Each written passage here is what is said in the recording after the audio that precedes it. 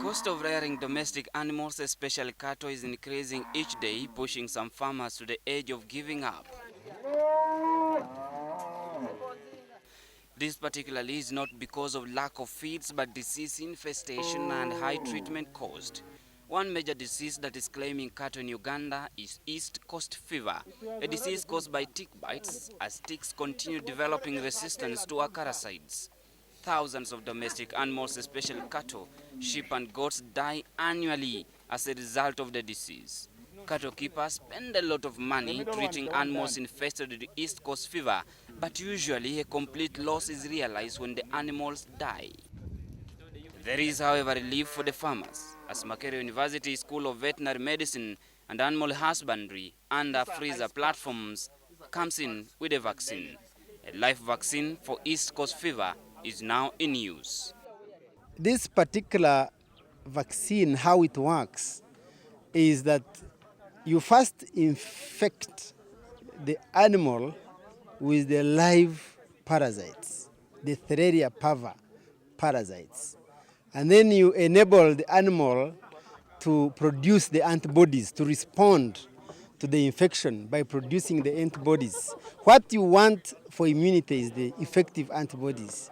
So you infect, the animal produces antibodies, and then you quickly treat the parasites that you put in.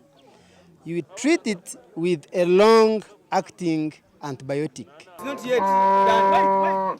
The vaccine, oxytetracycline 30%, is a combination of East Coast fever parasites and the treatment itself. By infecting the animal, the immune system of the animal is excited, releasing antibodies to combat the bacteria. Once the immune system becomes active, the animal is injected with the vaccine. The vaccine stays in the animal's body for 28 days. This vaccine protects for life. It's like a brucellosis vaccine. You vaccinate once for life. The body now, the few ticks that will be feeding on the animal and infecting it will just be boosting the immunity. Will be helping the body now to mount more immunity when immunity is already there. The vaccination is a long process that starts with taking animals' weight using a special tape and body temperatures before injection. And that's a mask. So you do tail restraint, you do it like this, and you can tap the animal and the needle is in. The vaccinated animal has its ear tagged to identify it from the rest. According to veterinary doctors at Makerere University, any slight mistake in the administration of the vaccine, even extra milliliters, results into animal death.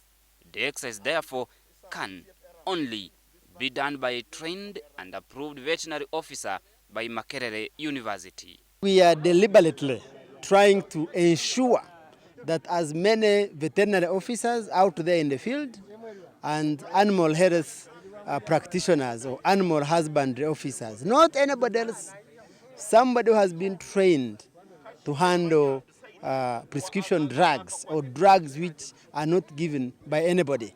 They are the ones we train. So far, 1 million animals have been vaccinated in Uganda, with ongoing training of veterinary officers to roll out massive vaccination exercises across the country.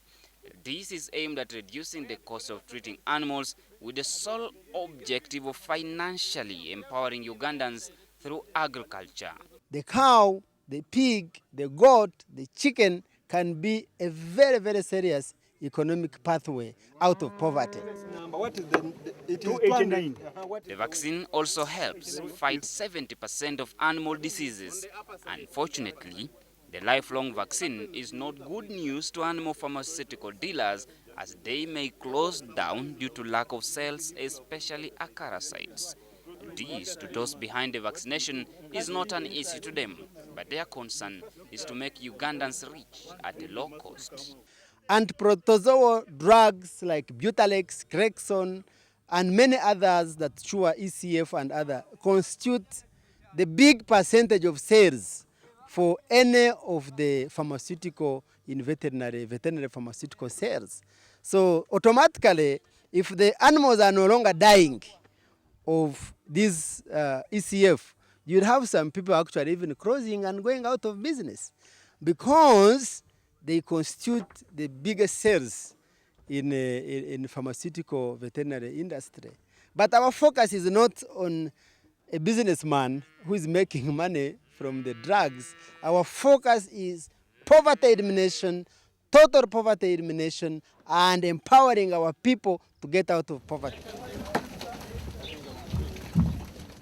Farmers in Uganda register a lot of loss once their animals are infected by East Coast fever. Few that manage to treat their animals also suffer a reduction in production levels, especially in dairy, as once an animal is sick, its performance is greatly affected. Kenneth Bwire, WBS News.